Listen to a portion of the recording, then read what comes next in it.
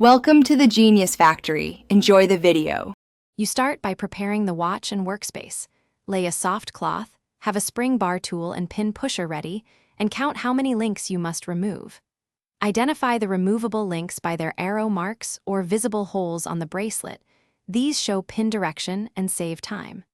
Once done spotting links, orient the bracelet so arrow directions point toward you for easier pushing. Make sure to remove links symmetrically from both sides of the clasp to keep the watch centered on your wrist. You now remove the pins that hold the links.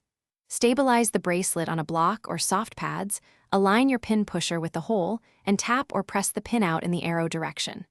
Once the pin protrudes, grip it with needle nose pliers and pull it free.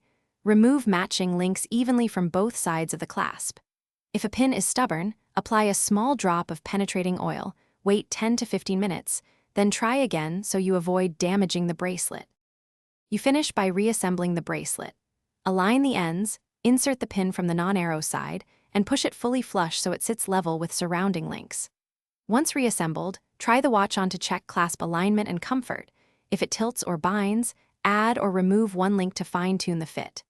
If a pin bends or won't seat, replace it with a spare pin or seek a watch technician. This avoids scratching or breaking the bracelet and ensures long-term reliability. Thanks for watching. If you found this helpful, don't forget to like and subscribe.